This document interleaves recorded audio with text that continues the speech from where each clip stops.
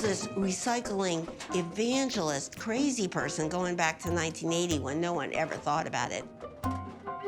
When I decided to start using recycled materials to make my work, it was embarrassing. I'm going to say literally embarrassing to start using tin cans, trash, waste from the waste stream of our society. I want it to be amazing craftsmanship in the most humble material. I can't make any mistakes or else it's ruined. In my head, it's ruined. I love jewelry, first of all. I'm passionate about jewelry.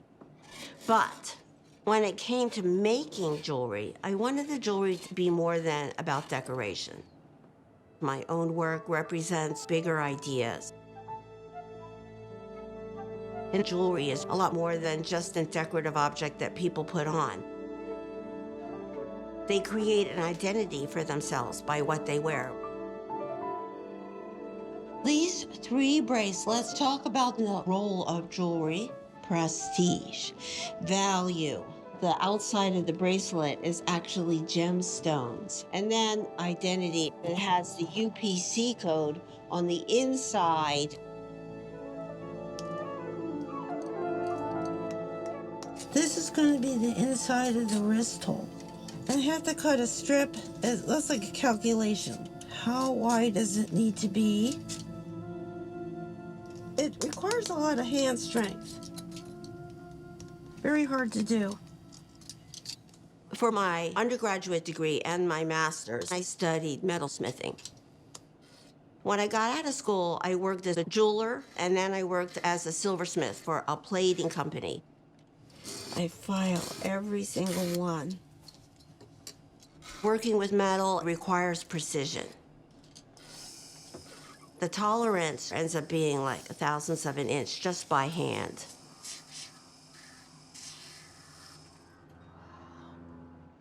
I do not ever paint the tin can, so I have to work in a way that I never mark the surface in some way that would leave damage. And I did it. Very low tech. Lots of experience. It's not just about using a found object. Not for me, at least. It's really about the messages in our society that are all over the packaging that we use. And she's perfectly dressed, and she has all the high heels and her ribbon, and she's cleaning the floor. I've got thousands of tin cans. They're organized by color and pattern. That's candy. But I'll also have candy pattern. The idea is to remember everything I have in my head. I have so many dollhouses that I just hang them from the ceiling, and they're all over the place. Printed steel dollhouses have wonderful domestic images on it. A tribute to honoring women's roles in society, which has been my interest for a long time.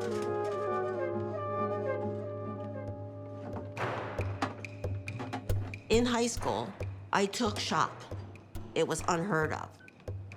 At that time, I wanted to be an architect.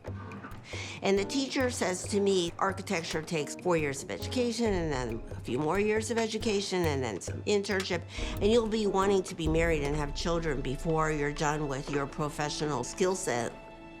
And it changed me. Now, that's a betrayal in some way, but it changed the direction. And so instead of applying to architecture school, I went into art school. Even in graduate school, I was learning the technical skills that were generally a sphere of men, right? Metalsmithing and jewelry was the sphere of men. I'm getting an education that's supposed to empower me to be a professional, yet I still love cooking and cleaning and making my own clothes. I'm constantly surfing this conflict between professional ideas that women can be doing anything and the joy that I get from domestic responsibilities. I met my husband, Bill, in 1976. He was called Wild Bill at the time. Our dates usually started at like 10 or 11 o'clock. We both wanted to do our work first. I knew I wanted to have children and raise children to be creative, responsible people that would contribute to society. But at the same time, I was petrified. And it was very difficult, and it is very difficult. So many of the early pieces dealt with this conflict of women's roles.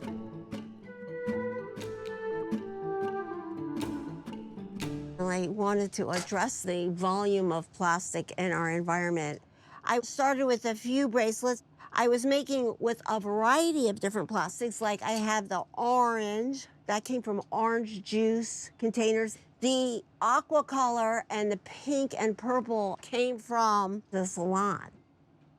But I realized that the black plastic is the one plastic that's not recyclable in most communities. The optical scanners that sort plastic in recycling centers can't see the black plastic.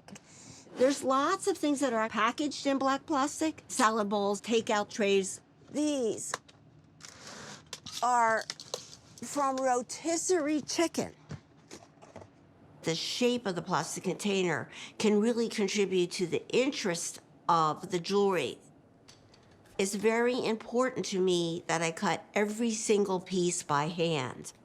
I want each one to be irregular and different. Generally, I want it to be as wild and crazy as possible and threatening. The shapes look like they're gonna poke you. I think that it begins to address, just in the aesthetic of the bracelet, how dangerous plastic is to our environment. Susan Ramiak, a curator, calls me up to invite me to an exhibition called Uneasy Beauty at the Fuller Craft Museum. And would I make a bracelet? I said to her, can I make something bigger?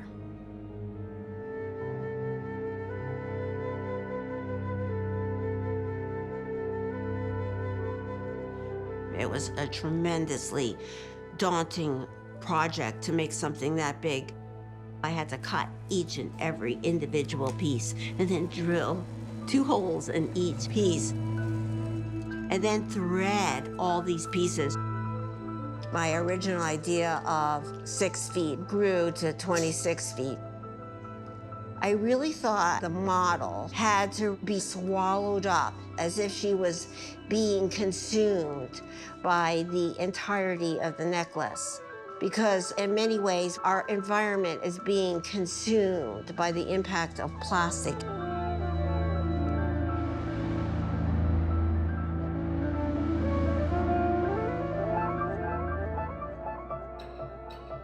I have a super duper serious side, but I also believe on the positive side, the optimistic side, that we can change the future by our own behavior. People look at my work and they go, oh, that must be so much fun. But I would not say that's what I do for fun. It's more like an obsessive determination that I am going to realize that vision. That may still require another couple 100 hours to get there, and I'm willing to do that.